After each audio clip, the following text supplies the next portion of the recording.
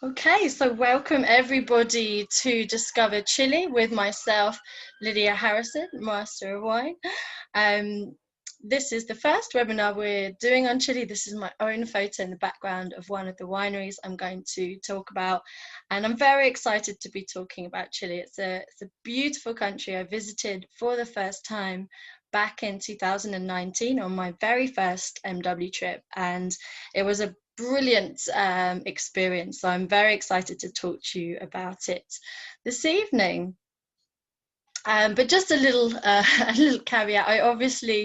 I don't know everything about Chile. There's hundreds, thousands of producers, and we can't cover every single thing in tonight's 1 hour webinar. So what I want to use this for is to go through some of the kind of key areas at the moment, some of the kind of current topics and trends that are going on, to cover some of the, really regionally important areas or grape varieties, but equally some of the emerging styles that are going on, some of the challenges that growers are facing at the moment, and things like that. So I'll be looking at some of the highlights from my trip, basically. Obviously, we didn't visit every single producer, but I'm going to take you through some of the very memorable moments for me and highlight some of the key pointers that I found really, really interesting on the trip. So just a little bit about me, first of all. My name's Lydia Harrison. Obviously, I am an educator at WSET School in London. At the moment, we're at home. So I am teaching online, teaching webinars, and I also organise our events program. So hence I've organised myself to do one of our own events. And yes, I passed my Master of Wine in 2019, and this is my very first MW trip to Chile. So it's been lovely putting all these slides together, reminiscing about when you used to be able to travel and my trip there, because it was a wonderful experience. And you have my Instagram handle there if you want to contact me directly. So I'm going to do a very brief history. It is very brief because I want to concentrate more on the kind of current trends and what's going on now in the country, but just to give you a little bit of insight. So it was the mid-1500s when Spanish travelers brought viticulture to Chile, and you'll see some of these traditional grapes. I am going to talk about Paish later on, but Moscatel also and Torontel. Then a little bit later, so 300 years later, this is when you started to see the French influence. So a lot of the French grape varieties that are widely planted there now, like Cabernet Sauvignon, Carignan, etc., that we'll talk about later, started to come into being here. And some of the key wineries that you commonly see really widely on a lot of wine labels were founded sort of from this period until the sort of early 1900s. So I'm going to talk about San Pedro later. You've got Conchagua, the very big brand, Erazurus, being founded. And then towards the end of the 19th century, so from 1980s onwards, this is when you really start to see some dynamism in the Chilean wine industry. So a lot of innovation, huge improvements in terms of quality of the wine being produced, and equally quantity. There's been a lot of growth in vineyard area quite rapidly throughout this period, particularly in the 90s, but also since then, and exploration of new areas, and a lot of foreign investment as well. So you'll see some of the wineries I'll talk about later, they have partnerships with producers from Europe or producers from America. There's lots of partnerships across the Andes as well with Argentina and Chile. So a really kind of diverse scene. And then from the current century, obviously just a few things to highlight. So production has doubled between 1995 and 2017. But interestingly, wine consumption in Chile itself is decreasing. So you have the production side increasing, but actual local consumption going down. So obviously that means a lot of the production is being exported. That is, the vast majority of Chilean wine goes abroad. And equally, as well as this sort of increase in production, you're also seeing new boundaries being pushed. So they're exploring viticulture in sort of new frontiers. I'm going to touch on some of these sort of new and very sparsely planted, but what I found really interesting areas. So they're sort of maturing in their wine journey. They're planting new varieties or rediscovering some of the old ones, really going quality focused and adapting and innovating in new areas. Right, a little bit of Chile today. I wanted to show one picture that wasn't a vineyard, so that you can see a little bit of the country behind it as well, because for me it was my first time to Chile and to Santiago. This is a picture from Santiago, so I wanted to show a little bit of, you know, what's outside the vineyard regions as well. Just a few figures. Sorry if you can hear the sirens. It is London and a lot of activity on a Tuesday, obviously. So 137,000 hectares of vineyard in Chile at the moment, and it kind of fluctuates in production between 9 and 30 million hectolitres. Can vary year on year because of the effects of the El Nino. It's the fourth largest exporter in the world, so it really kind of highlights how important export markets are for Chilean wine. 70% is exported, and I've listed there the top 5 markets that Chilean wines go to. You've got China, and there might obviously be a readjustment of this after COVID and lots of current kind of economic, social, political things going on at the moment, but this is where it stood when I was visiting. So China, US, Japan, UK and Brazil were the top 5 export markets in order. And there's a lot of consolidation in terms of production there as well. 80% of Chilean wine is produced by 4 big companies. You've got Conchagua that were mentioned earlier, Santa Rita, one of the oldest, Santa Carolina, and San Pedro. So a lot of consolidation. They'll do a whole range, these producers. They'll have vineyards in lots of the different areas, and they'll also buy grapes from a lot of smaller growers. But equally, to counteract that, you've also got MOVI, which is basically an association of independent growers as well. This is established more recently in 2009. There's 12 members with 35 different wineries between them, and they produce around 1 million bottles. So obviously a lot smaller, but it just goes to show there is everything represented from these really big companies to sort of smaller, more individual interests as well. And I just wanted to highlight some of the kind of current things that I really sort of found fascinating when I visited. Obviously, climate change, this is an issue for lots of countries or the world at the moment, and particularly in Chile, the way this is characterizing itself is drought. I was quite struck with how dry some of the vineyards were, and obviously rainfall is generally decreasing as we go forward. And so this is an issue because obviously viticulture needs rainfall and water, but equally so do other crops and people. So there's more pressure on the water supply. Also, Chile is very sort of biologically diverse. There's a lot of endemism, which is, you know, species that that originate in Chile. They don't exist naturally in other parts of the world. So there's a real sort of a lot of biodiversity in Chile, a lot of interesting sort of plants and animals and creatures that you don't get in other parts of the world. And one of their goals was to become carbon neutral. So just a sort of general look at the kind of climate and some of the natural influences on Chile. Right, I wanted to show this map just because it just kind of really shows you how long and thin Chile is compared to some of the other countries of South America. So Chile, if you're not sure, is this little area here, right sort of down on the left. So it really is obviously a place with all different sort of climates and extremes. If you go north, that is the desert, the Atacama Desert, one of the driest desert in the world, so very dry. The sort of more north you go in Chile. If you go the opposite and go really far south, you're going down to Patagonia, and basically after that, after you leave land, the next stop is Antarctica. On the west, you've got the Pacific Ocean, and again, nothing till you get to New Zealand. And then on the east, you've got the massive dividing range of the Andes that borders Chile and Argentina. So it really is pretty isolated, Chile. This is why they've never had phylloxera there as a wine growing region. But you've got these very diverse climates throughout, from north to south and through east to west. And I wanted to highlight some of these climatic influences. So you can kind of see here in the diagrams, hopefully, this is the narrow strip of Chile is kind of divided. You've got the Andes on the east, which obviously are very tall barrier.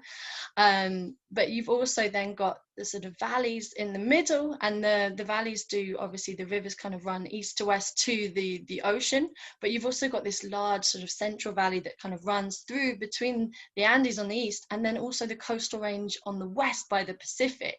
So all these valleys that you see on wine labels like Maipo, Cachapual, Conchagua, which are in the Rapel Valley, Curico, Mole, they're all sort of part of this bigger, long valley that just kind of runs through the central area of Chile.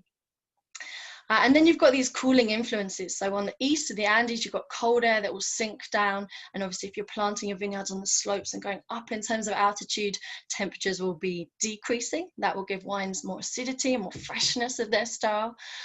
Equally on the west, you've got the Pacific Ocean, which is very cold. It's literally coming up with current from the Humboldt current from the Antarctica. So the water temperature is cold. When we visited Casablanca, I know some crazy MWs that went for an early morning swim in the sea. I wasn't one of those. I stayed in bed for a little bit longer. It was a bit too chilly for me. But yes, you've got really kind of cold water that's coming up from the depths of the sea. So that does provide some really cool breezes and fogs for these coastal areas. That is very important for determining what grape varieties and styles of wine they produce there. And so you start to see these specific labeling terms on bottles of wine. So costa being the coast, so from areas that are cooled by the Pacific. Entre Cordilleras is the central area, so between the two mountain ranges, which is sometimes flatter, sometimes warmer, but it really varies, and you do still have some elevation and different expositions throughout. And then you've got Andes, which is obviously the eastern side on the Andes, and benefiting from those cool breezes, cool air sinking from the Andes, and obviously some elevation if you're up in the foothills. So it's a really, really diverse country. And these are just some of the regions. The map I know is a little bit unclear, but just to kind of highlight the breadth of regions throughout. I'm going to start by talking about the Central Valley. So the Central region covers all this area here around Santiago, some of the original vineyard areas, and I'll dive into these in a little bit more detail, places like Cachapual, Maipo, etc.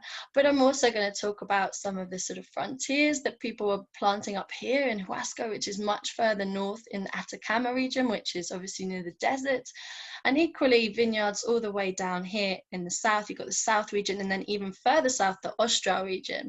And we did visit, we flew down to Concepcion down here in the south, the second largest city in Chile, and visited Itata as well. So I am going to be talking about these range of areas covering the whole kind of length and breadth of Chile.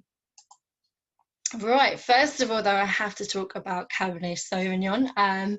If some of you have watched my previous webinars, you will know it's one of my favorite grapes. I did do a webinar on Cabernet Sauvignon, and this is the most widely planted black grape in Chile, simply because it was obviously imported by the French people, but it grows really, really well in this climate. You've got a generally warm, sunny, dry climate that really suits this late ripening, thick-skinned black grape variety that likes some warmth.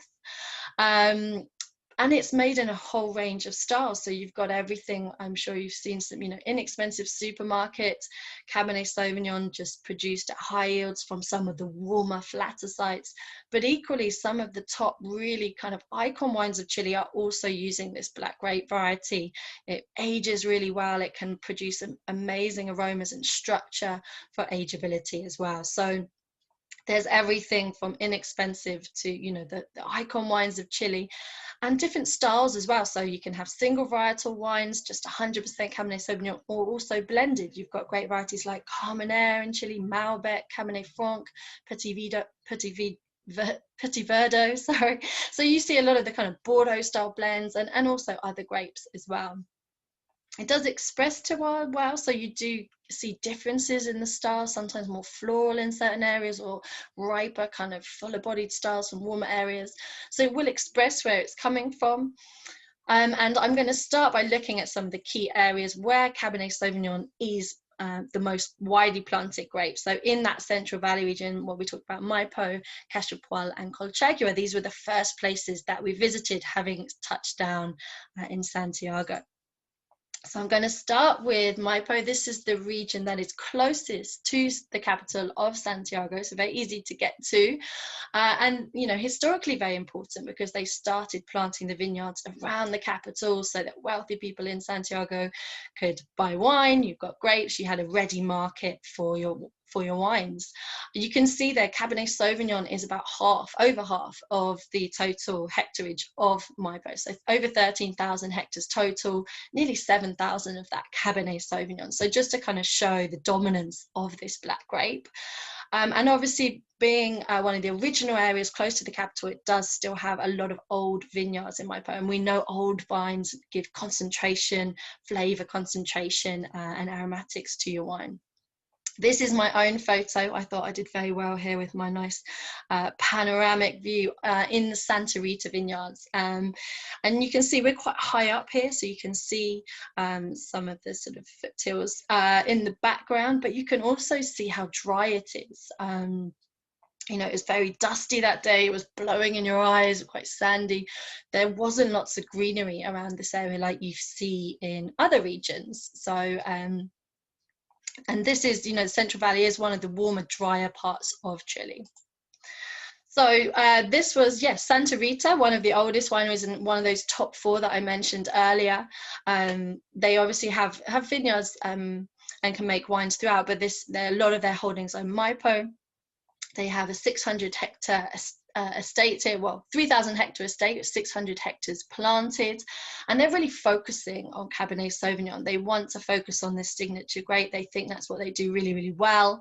They have different clones, 7 different clones of Cabernet Sauvignon that they're working with to express different styles and adapt to the different terrains, because even in the valley, you're going to have different soil types, different expositions, some facing north, south, east, west, etc.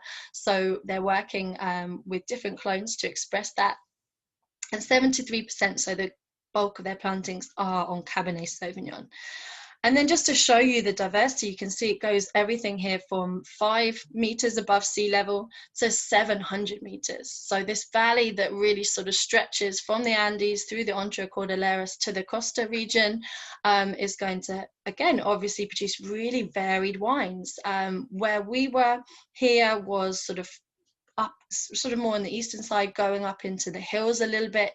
So you're going to produce everything, and they will produce a whole range from just sort of more inexpensive wines to some of their top wines like Casa Real, depending on the location and the quality of the grapes. To give you a little bit of idea about the conditions in Maipo, so it's pretty warm. January is their hottest month because obviously we're in the southern hemisphere here, so it gets up to about 30 degrees Celsius. And as you can see, I've just sort of highlighted the rainfall just to kind of emphasize what we talked about earlier about drought. So previously they used to get an average of 300 millimeters of rainfall a year. Recently that dropped down to 168 millimeters. This is well below what you need generally for viticulture, so they will irrigate. 85% of Chile's vineyards are irrigated. And in 2019, they only received 63 millimeters. It was a severe drought in the region. So that obviously affects your vineyard. You get lots smaller yields. You know, if you can produce a yield at all. So that can obviously be very damaging. If you're not producing as much, you need to sell it for high prices. So this can be quite detrimental to the volumes in your supply chain. All right, just moving on a little bit further south. So the next region south from Maipo is Cachapual. And there's me looking very goofily happy, standing at a beautiful vineyard in Cachapual. I think this was either before or after a very delicious lunch. But again, I wanted to, you can see here in the background, we were on the slopes, but you can see down onto some of the flatter vineyards, but you can also see the vineyards kind of creeping up the sides of the mountains east, west, and in front of you as well. We're looking out towards the Pacific. So the mountain range in the background is the coastal mountain range. So you get a little bit of a feel for some of the different aspects and exposures of Chile. Cachapual slightly more production than Maipo. So one of the big key areas here, over 13,300 hectares planted. But again, you know, diverse, because you've got different grapes, Cabernet Sauvignon important, but also things like Syrah, Cabernet Franc, Malbec, etc. You've got different vineyards, different soil types, different styles. Right, let's go through. So this is where we visited San Pedro. Again, this is one of the very big producers, but where we visited was where they sort of focusing on some of their premium wines. And again, I wanted to highlight this because I think too often people just see Chile as that sort of inexpensive supermarket wine, but there is so much more to it. And the wines we tasted here were incredible. So they are part of the larger VSPT wine group, which is the second largest exporter in Chile. Formed in 2008 when San Pedro joined with Vina Tarapacá, and they have wineries in both Chile and Argentina. But where I was standing on that vineyard, the wines we tasted is their sort of premium range. So these are vines that were planted more recently in 1998. Where I was in that picture was 485 meters above sea level. So you have got some altitude here. You're going to get some cool breezes coming in, coming down from the Andes. We are very much on the kind of eastern side here of the Cachapoal range, so towards the Andes, and it goes even higher up into the hills. And the other benefit of this is you get a really big diurnal range. So it's warm during the day, it's sunny, plenty of warmth to ripen those grapes, but at night it's going to shift right down to kind of 8-10 degrees. And below 10 degrees, the vine stops ripening the grapes. So it gives it a break, essentially. It has a little bit of a rest. It preserves the acidity in the grapes. It will slow down the ripening. And then obviously it can go again the next day and ripen the flavors, ripen the sugar and the tannins. So you get really good quality grapes from this benefit of altitude. We've got different soil types, and again, just to highlight some of the kind of trends that we saw throughout Chile, they were picking earlier, so looking to retain that freshness, looking to kind of restrain alcohol levels and get kind of fresher fruit character rather than baked jammy fruits. And equally, a lot of places were kind of using less oak or larger formats, so food here, which are large barrels rather than all just the new barrique. So, just sort of minimizing the oak or dialing back the oak a little bit as well. And these were blends, so Cabernet Sauvignon very important, as I talked about, but also using Cabernet Franc, which will add herbaceous characteristics, Syrah for that classic kind of spice notes, Petit Verdot, which gives a lot of color and tannin, and Carignan, which is a kind of Chilean speciality, again, which gives those lovely kind of herbaceous green characteristics as well. So these were the 5 wines that we tasted. You can see there's different Alters, their real top one. They make less than 400 cases of it, and it was a really incredible Cabernet kind of Bordeaux style blend. You had Cabo de Hornos, which is 100% Cabernet from Cachapoal, but they also make some Carmenère down in Mole, and a Syrah up in Elqui, which I'll talk about as well. So just to highlight there some of the really sort of premium range, it's not just about your inexpensive Chilean Merlot. Also in Cachapoal, we visited a really kind of modern, experiential winery, I would say. This is called Vic, and you can see the pictures there, the wine, very, very standout labels, and equally the second wines there that you can see, the Mia Calla and La Puibelle. I mean, that's really going to stand out on a wine shelf. Artistic label, the whole bottle covered in this art imagery. So this, again, I wanted to highlight the kind of real modern emergence in Chile of really high-end wineries, really not just looking at the wine, but they have a massive passion for art, for hospitality. There's an incredible hotel there, spa, you can stay, incredible experience. So this just shows a little bit of the amazing winery called Vic. It's in Milahue Valley, which is in Cachapoal, and again sort of going up more towards the Andes, so you very much get some cooling influences from those cool breezes coming down the mountains, and this is really good again for your grapes. The bunches here never get hotter than 28 degrees. If the grapes can get too hot, you can get sort of slightly ripe or jammy flavors or even sunburn, but here you've got some moderation, so it's warm enough for these black grapes, but it doesn't get too hot, so it's kind of perfect conditions.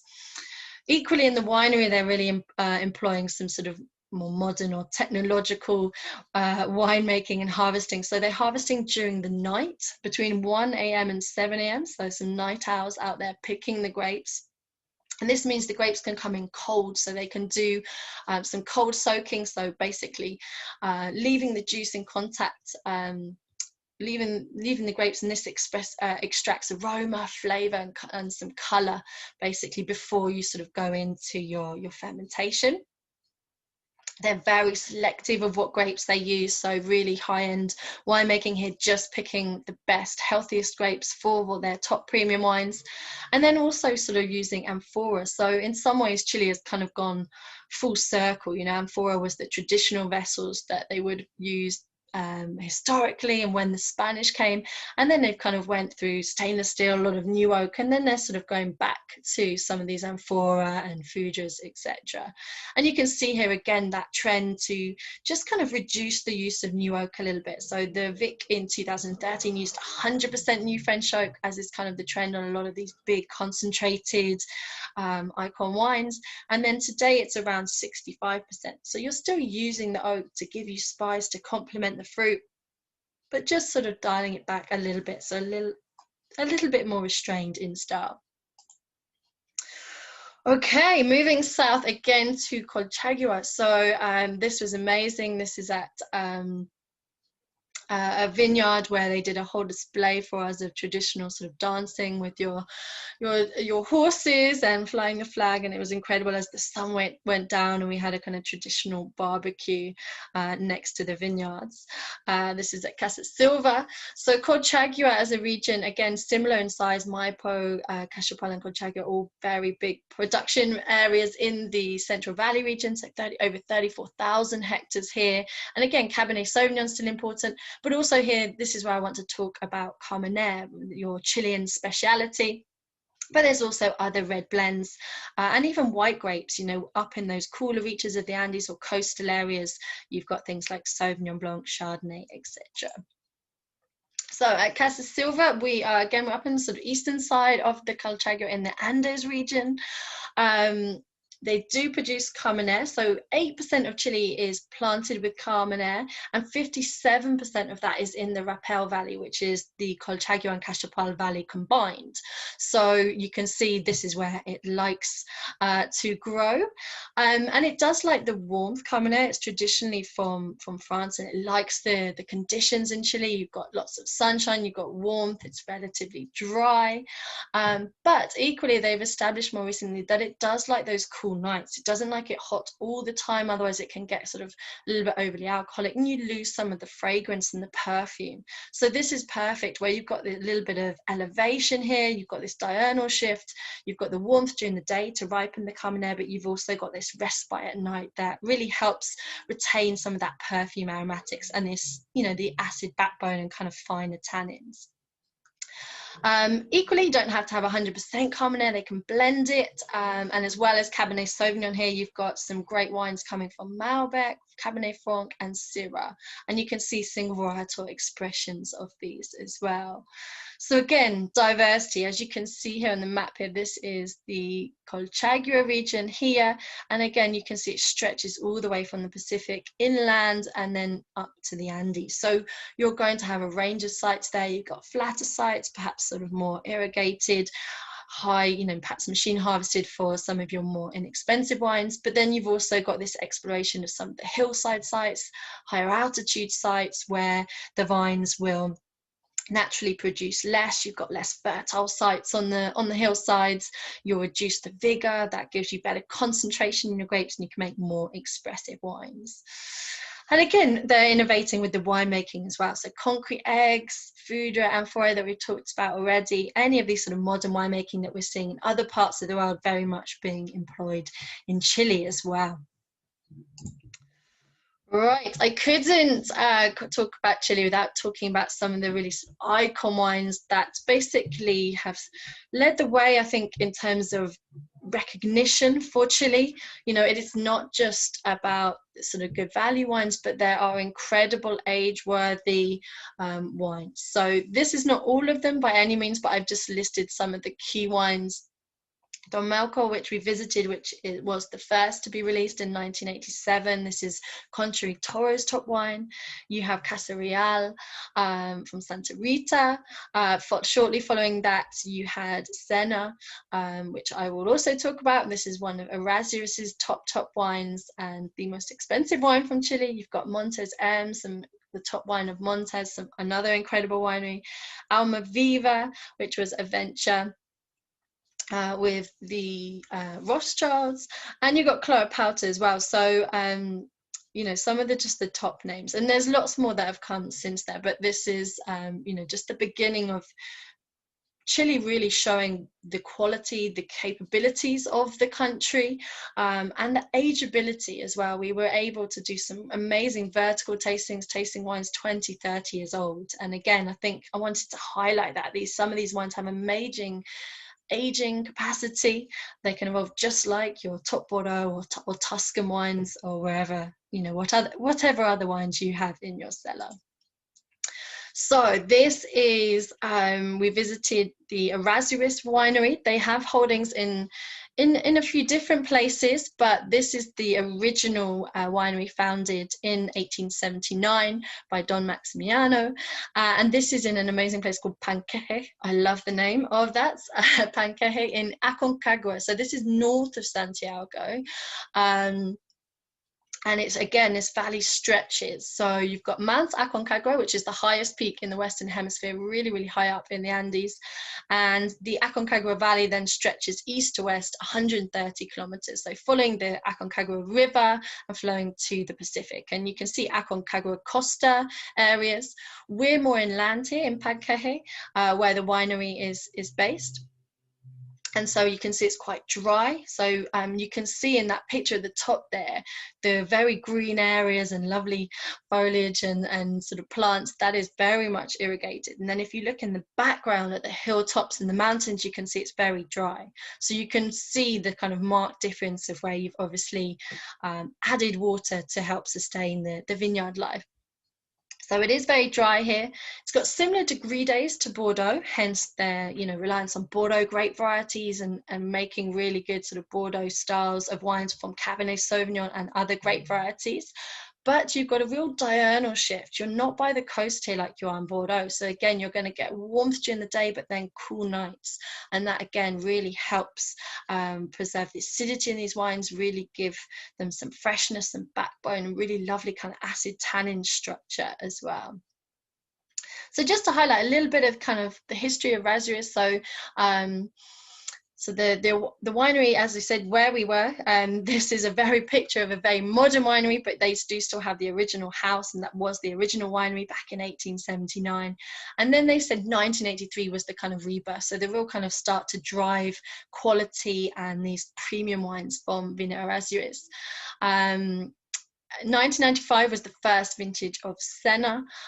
So this is a partnership between Eduardo Chadwick and Robert Mondavi. So again, that sort of investment, you've got Robert Mondavi, a really famous Californian winemaker, and Eduardo Chadwick of Erazurus.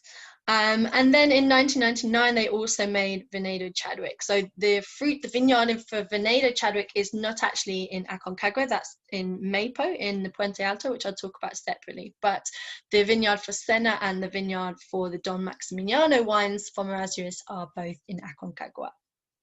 And then in 2004, you had what was called the Berlin tasting. So this was where they pitched the best Chilean wines against those sort of top Bordeaux wines. So your first growth of Lafite, Latour, Margaux, and equally Tuscany as well, the Celaya. And they did a blind tasting with a lot of very famous, reputed wine professionals, and they tasted blind. And surprisingly, Venedo Chadwick, from the 2000 vintage, and so very young wine from young vineyards, came out top in first place, and Senna from 2001 vintage came out in second. So beating, you know, Lafite and Margaux and wines like this. So I think that really put Chile wines and their top wines on the map, that they could compete on this level, that they are just as, you know, just as quality driven as some of these very famous names. Just a little bit about this winery. Obviously, you can see a little bit of it there, very, very modern, but they are trying to do the best winemaking possible, but also thinking about sustainability. So gravitational flow, sort of minimizing inputs where possible. Again, reducing the new oak, which we've seen as a trend throughout Chile. And this is where they make their 3 top wines, so Senna, Don Maximiano, and the Vineyard Chadwick. And then the other top winery that we visited, again, very early on, because it was very near Santiago. So on day 1, this was a real treat to visit, was Don Melker. So this is Country Tour's top wine, and the first sort of real sort of icon wine from Chile back in '87. And since then, they've also launched Almaviva. So this is the partnership of Country Tour with the Rothschilds. They are in Maipo, but on these really old alluvial terraces, so very poor soils, higher up on the Maipo River. So, you know, even within Maipo, even within the Entre Cordilleras region, there is differences in elevation, differences in terroir, which really give you the potential for some top quality wines.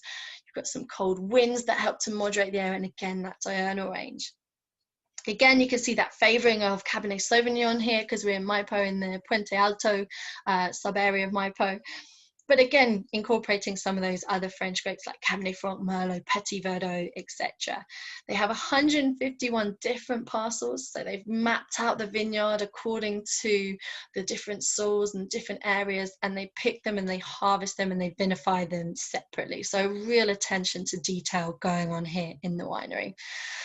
I'm going to make you jealous now. I got to taste this sort of vertical of different vintages, going from '87, the first vintage, up to 2016. So it was an incredible tasting that just showed the ageability of these top Chilean wines based on Cabernet Sauvignon. And I even got to taste a wine called Licor de Cabernet Sauvignon, which is what's in this picture here, which is a sweet wine.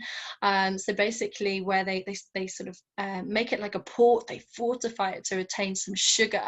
And it was 100% made from Cabernet, and they only make 800 bottles. So I was incredibly humbled to be able to taste that with our pudding when we visited Don Melker. So just to, you know, show what is going on here, it's not, as I say, it's not just about some of those supermarket wines. There's incredible quality and attention to detail.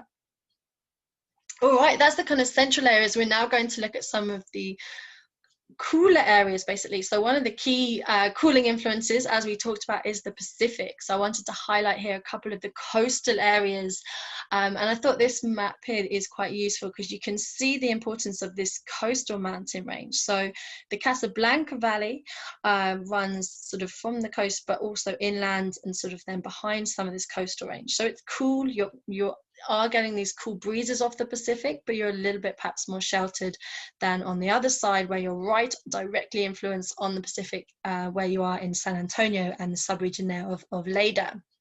So Casablanca is 30 kilometers here to the Pacific. You've got, again, those lovely cool nights that slows down the metabolism of the grape, some cooling influences of fog, and it's in this sort of corridor. So this corridor between the coastal range here as you go towards the Pacific.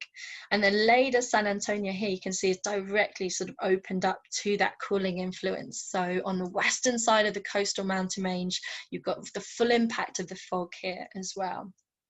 But both at, you know, quite a warm latitude at 33 degrees, but the Pacific here completely kind of makes these areas a lot cooler than they would be. So perfect for great varieties like Pinot Noir, Sauvignon Blanc, cooler expressions of Chardonnay, some really, you know, very different here to your Cabernet Central wines of the Central Valley.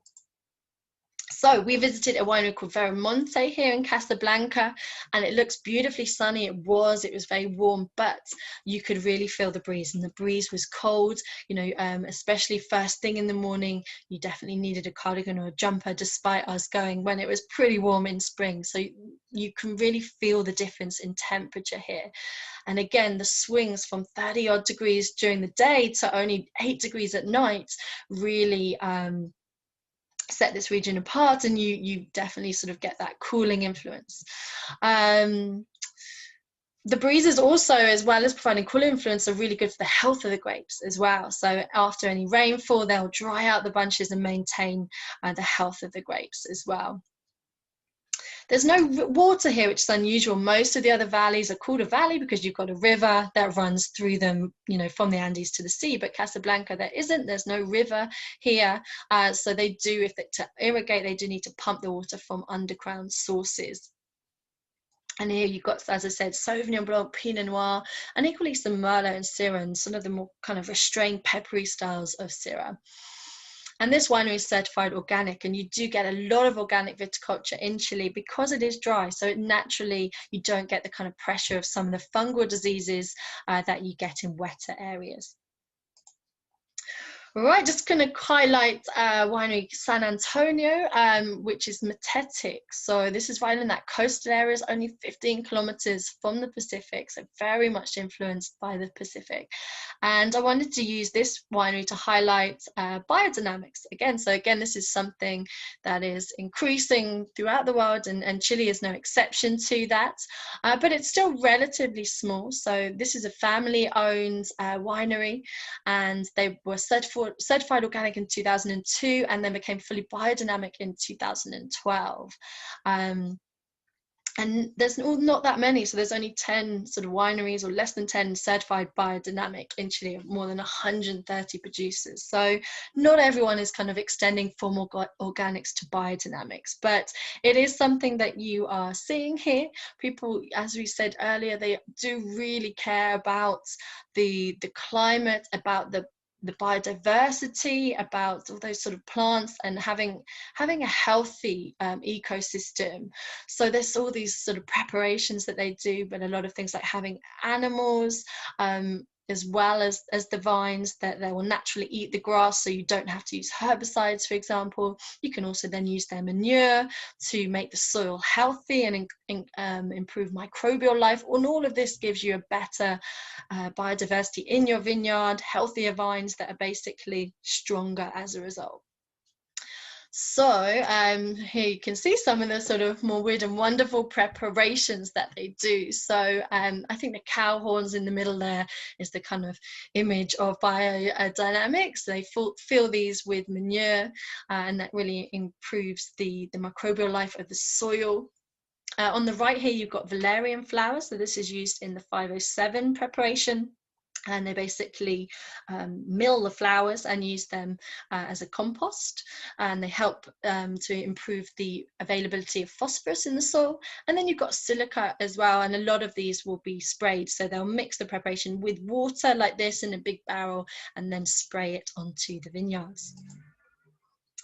Right, so going now into a little bit more unknown territory, I wanted to highlight some of the more, what I call extremes of Chile. So right in the north and right in the south, but equally east and west, just to show these sort of vineyard areas that a lot of I had never heard of before I visited, because they are, you know, small production. They recently planted with people, innovators that are basically going and planting these lesser known regions.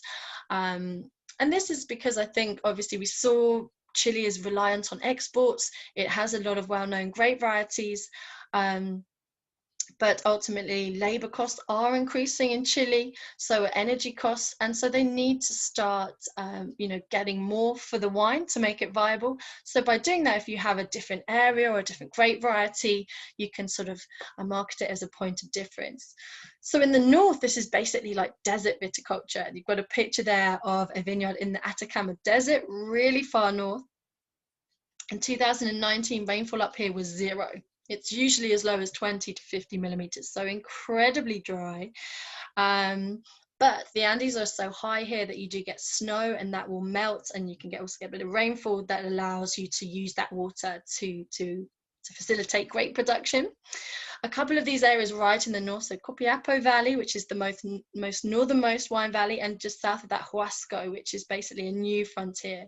It's 550 kilometers north of Santiago. It's about a good 12-hour drive. This is how far north we've gone from that central area we started in. And you've got a company there called Vinaventisquero, so planting things like Pinot Noir, Chardonnay, Sauvignon, Blanc, these kind of cooler climate grapes in these real extremes up in the north. This is also a little bit further south, but still in the north. Perhaps you might have heard of as Elqui and Limari. So Elqui is where a lot of grape production for Pisco comes from. And I definitely had a good few Pisco sours while I was there. And this is what you can see in the second picture. It's really high altitude. So this definitely offsets the sort of warmth in terms and the latitude. And you get some great cool climate Syrah there. We recently had a bottle from Venedos I can never pronounce it, Alcohuez, and it was incredible. Very kind of peppery, restrained, beautiful Syrah. And then Limari, which is also coastal, a lot of small producers, and they really impacted by this fog called the Conchagua fog. So really good sort of renowned Chardonnay for this very sort of linear style of Chardonnay. Going south, you've also got quite different areas, but equally, you know, extreme in that you're going really, really far south in Chile to unknown areas. And it's a lot wetter down in the south. There's a lot more rainfall, so fungal diseases can be an issue, but you've got the benefits of latitude bringing much cooler temperatures. And because rainfall is an issue in Chile, then this can be beneficial. If the other areas are getting drier, then let's move south. So you had Maipo, which is only tiny, 61 hectares, but starting to be explored. In the Austria region, you have the Osorno Valley and beyond, just 30 hectares, but it's starting to see plantings of things like Sauvignon Blanc, Chardonnay, Pinot Noir, and Riesling. So even some of your aromatic varieties as well. And there's just I've highlighted there a few really new up and coming areas that maybe you'll see going forward, like Lake Ranco down in the Osorno Valley, Chilean Island, which they planted some vines on as recently as 2017. And Chile Chico, which I just sounds brilliant, like Little Chile, planted in 2012. So just to showcase, you know, what's happening currently, where they're heading. All right, and then focusing on where I visited, which is Itata, but also next door you have Biobio. So this is when I flew down to Concepcion, and for me this is a real highlight of the trip, because I don't think we were expecting to go, and it just was so different to you know, the sort of really well-known regions and wines where Cabernet is king. It's a very different area, so a lot more rainfall here, cooler temperatures. The Pacific's still very important, and you've got a lot of ungrafted vines, a lot of bush vines, a lot of really old vines originating here. So they did plant around here traditionally, and then it's sort of now being reinvigorated, and people are really doing a quality focus on some of the wines. Yes, there's still a lot of, you know, base wine or inexpensive wine, but there's also this now influx of smaller growers doing amazing things. So this is where you see some perhaps grape varieties that you don't associate with Chile. So Pisces, which actually you would associate with Chile, because this is one of the original Spanish grapes, but again, now being reinvented to show quality and some more unusual wines. It's easy to grow, but quite hard to vinify. It's a little bit tricky. You don't get too much color, and you get quite low acidity. And you can see there's some really old gnarly bush vines. You've got Carignan or Carignana, and this again traditionally from France, so a later arrival, but here really giving structure, so very much tannic, acid, high yields. But again, on these older vines, that's going to restrict the yield, and this is where you can start to get some really quality expressions. And then Cinsault, which I really, really enjoyed. There were some fabulous wines I got to taste from Cinsault. A lot of it is grown down in Itata. You can see, this is my own picture here of some incredible bush vines in Itata. So, you know, it's a labor of love. You have to hand pick and hand tend these small vines. Very old, and so really giving some flavor and concentration. It's quite similar to Grenache Cinsault, so lots of red fruit flavor characteristics, but a little bit more acidity, fresher, a little bit more perfumed in style. So these are some of the sort of really exciting wines for me from Chile. So using either these very sort of historical but reinvented styles of Pêche, or focusing on some of the less common French varietals. So, and this was Lydia Erazo down in Itata. This is him here. He dug this soil pit just to show us MWs the different soil types. So we were incredibly honoured that the effort they went to, it was him and a lot of the small local producers welcomed us to the vineyards. And it was an incredibly humbling experience. They were so touched that all these MWs had come to visit them. And we were just, you know, so pleased to be there. Really old vines, these bush vines that I've talked about, a lot of independent growers, and they talked quite openly about the struggle. You know, there are a lot of big companies in Chile, as we mentioned. Sometimes they get bought out or beat down on price, and he actually got quite emotional talking about it. So it was so touching for us to visit this area and see, you know, what these people were doing, really trying to drive quality and make interesting wines, sometimes, you know, up against it basically in terms of economics. And this was two of his wines that we tasted. One, Las Curvas, which is Cinsault from more granite and clay. So it was a really kind of lovely, plump, kind of juicy red fruit, quite soft tannin. So this is the picture on the right where you can see the kind of more brown soil, the clay soil. And then we contrasted that with another wine which has a bright yellow label called Amigo Pedro, and this was Cinsault from the granite, kind of harder compacted soil, which you can see me holding there on the left. And this gave a much more kind of linear style of Cinsault, so kind of finer tannins, more acid structure, kind of fresher, crunchy red fruit. So it's fascinating, just, you know, these two vineyards side by side, different soil types, both old vines, both beautiful expressions.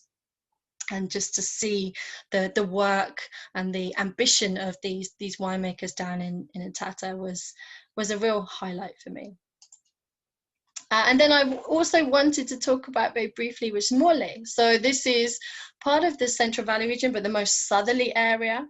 And a lot of production. So again, everything goes here. A lot of, you've got Cabernet, you've got big bulk wines, you've got niche wines, you've got everything.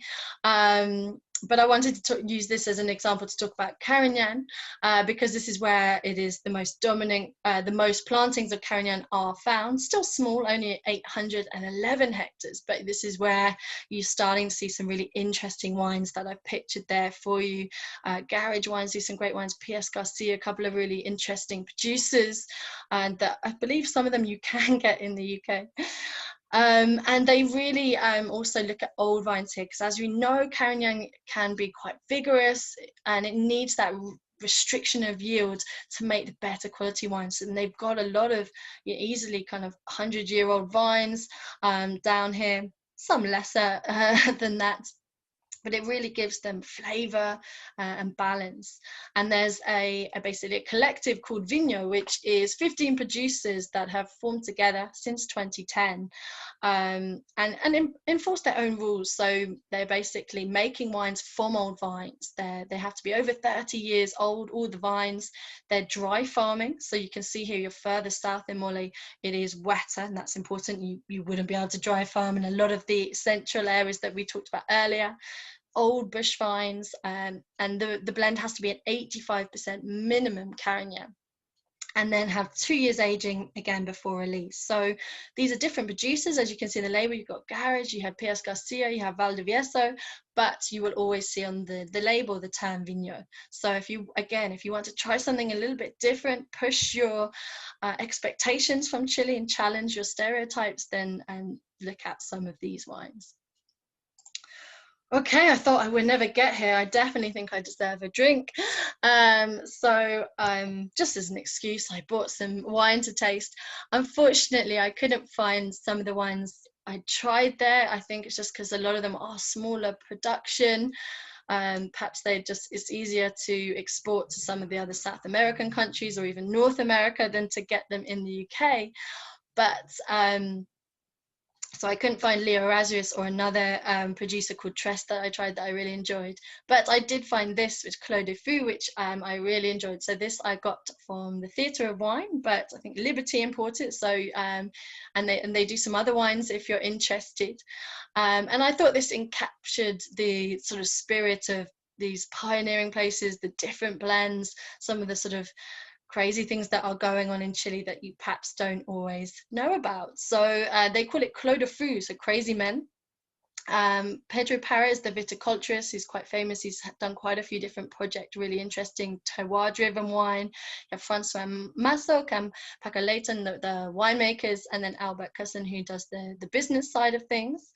And it's a really interesting blend. So you've got 27% Carmenere, 25% Carignan, 11% Petit Syrah, 10% Cinsault, 10% Malbec, 10% Paille, and 7% Syrah. So here they are picking grapes. They're really looking at different kind of flavors, looking for complexity and expression. Just small vineyards, 19 hectares of vineyards. Some that they own, some fruit from very sort of selected growers that they work with. And these are vineyards in the further south and east. So again, looking for vineyards on the slopes, those poorer soils that are going to give better quality vines, more concentrated grapes, on these really particular kind of ancient soils. Some of the soil types here are, you know, millions of years old. They don't irrigate. So again, these sort of naturally lower yielding dry farmed vines. And this was from 2014, so it's a very dry year. You've got low yields, but that again naturally increases the concentration. And I was drinking this recently, and so it was lovely to see a Chilean wine with a bit of age on it. Had some nice sort of development, some savory notes coming through, but really nice, bright, fresh acidity, really kind of fresh fruit profile, lovely fine textured tannins. I just really enjoyed it, and it was still maybe what's about £15–16 from the Theatre of Wine. So Chile still does great value, but you doesn't have to just be the inexpensive wines.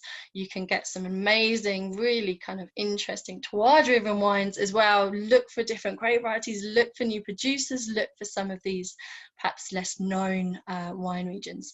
And as I said, yeah, a little bit of time in oak, 15 to 20% new oak, but not too much there as well. All right, that is everything I had to say. This is just a final little bit. There's some resources for you there. So the Wines of Chile website, very useful. The Movi website for that independent group, and then the Vinho website. Equally, you can look up any of the other producers. There's me looking very happy in my old vineyard down in Itata. And I shall now have a look at some of the Q&A. So let me see if I can approach some of these questions. So one of these was, what in your opinion is the region that produces the most interesting, complex and globally recognized wine? So it's a little bit split there. I think some of the most interesting are down in the south that I was talking about for me, and these different blends and really different expressions, but I wouldn't say they're so globally recognized. So I think the global recognition is those really premium Cabernet blends that we saw, but then some of the sort of more quirky styles that I found really interesting coming from those southern areas. So hopefully I've answered that question for you. Thank you.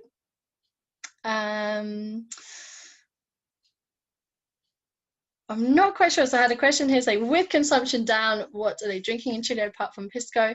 They are still drinking wine. It's just not tons of it. A lot of it's sort of more inexpensive. And like everywhere, beers, cocktails are part of the trend.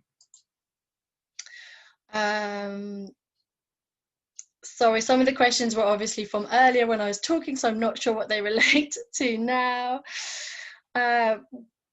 Okay, another question. Which changes are they implying in order to adapt to the climate change regarding planting restocks or any other intervention apart from irrigation? Yeah, obviously you have to irrigate, but they are, yeah, going south where it's wetter, planting different grape varieties or different clones that are, you know, more heat resistant, using the canopy management to try and make it a little bit cooler. Different rootstocks as well that can particularly work well in drought conditions. All of these things, and just trying to use less water and at times. But yes, we're probably going to see a shift away from sort of lots of really cheap wines, because you just can't afford it if there's going to be continuing pressure on water. Okay. Another question was, can I explain why wines are not vegan. So that it really depends throughout the world. Sometimes they use some products to fine wines, which is basically to get rid of any sort of very small particles that could then form a sediment, and traditionally use things like egg white, which is obviously not vegan, but you can use plant-based things and things. So if a wine's labeled as vegan, it's just saying that they've used a non-animal derived fining agent. Okay. There's so many wines available in the UK. So if you're looking for some Chilean wines in supermarkets that I would recommend, look for some of these areas. I used to work at Majestic. They used to do some good sort of Limari or Elqui Chilean Chardonnays and Syrahs and things like that. Equally, a lot of the independents here, so smaller shops will do some of the Pisces more independent producers and smaller ranges. So again, just look out for places like Itata, Biobio, up in Limari, Lleida, some of these sort of these areas. But equally, even in the Central Valley, there's, if you're willing to pay around £15, there's some great Cabernet Sauvignons, Bordeaux style wines. Just do a little bit of research about your producer.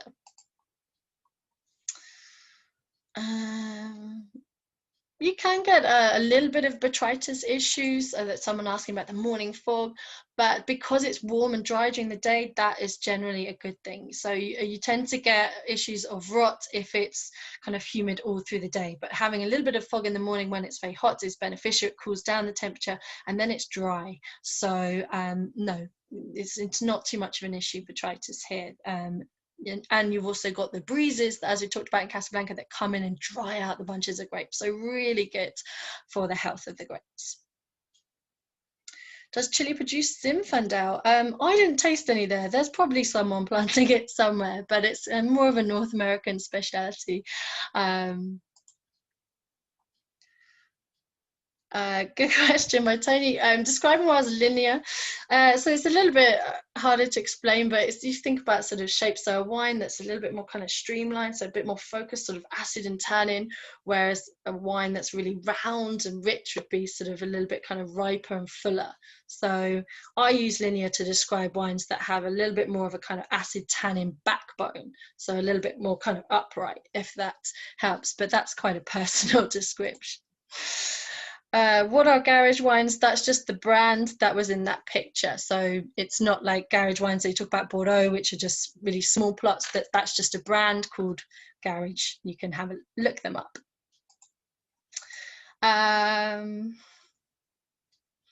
Sorry, I'm just reading another question.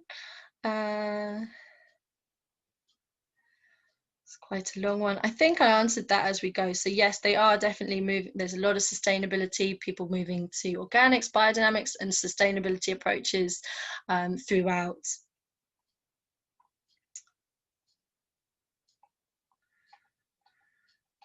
Okay. I've got, how do you rate the prospects of single varietal Syrah in Chile, and which areas are most promising? I really like, there's a lot of single varietal Syrah, and particularly Elqui I would really look out for. So that's the winery I talked about, Venedos Alcohuas, but there's others, and that is, yeah, really becoming renowned for some really top Syrah. Right.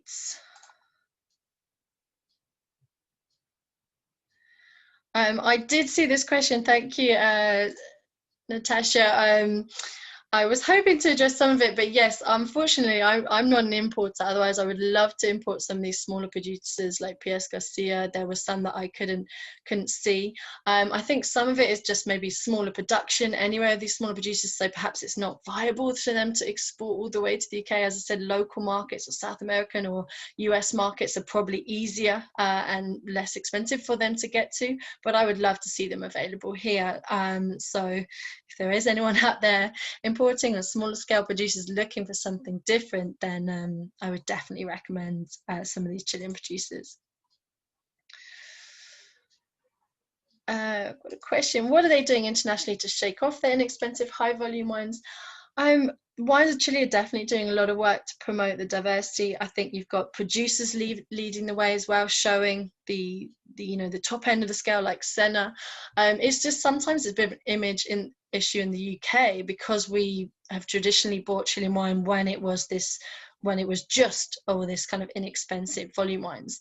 In Japan, in Korea, they don't have that pre that kind of image, so they're doing very well there because they're just tasting it on the quality. So I think it's not just Chile's fault. I think that's certain markets have a certain image, and there's always going to be some higher volume wines that I think they do very well, just for everyday drinking at good price points, but equally there's so much more to explore. So I think it has to come from our side as well, that we have to promote it. People have to educate themselves about it, and look out for these wines, because there's such diversity, just like anywhere. All right. All right. The one who's, I'm not sure about that question. Sorry. All right. I think I'm going to run out of time here. So I'm sorry if I didn't get through all of your questions. Some I can't really. Is Syrah better than Cabernet for Chile? Oh, that's a tough one. I think they both have a place. They're very different, contrasting grape varieties. So it depends what you're looking for. It depends which you prefer. Cabernet definitely suits the sort of warmer style. So if it is getting warmer, that's going to be better in some areas. Equally, Syrah is going to be better in some of those cooler areas that we talked about. So it depends where you're based. Okay, I can't possibly get through all of the questions, but thank you all for answering them. I hope I have got through quite a few of them, and I, in the slides there were some of the producers I recommend. I talked about them, so if you missed any of that, you can watch it. The recording will be live from tomorrow. Thank you so much, everybody, for attending. I hope you enjoyed, and hopefully you can all get to Chile in the not too distant future as well. All right, have a lovely evening. Thank you for watching.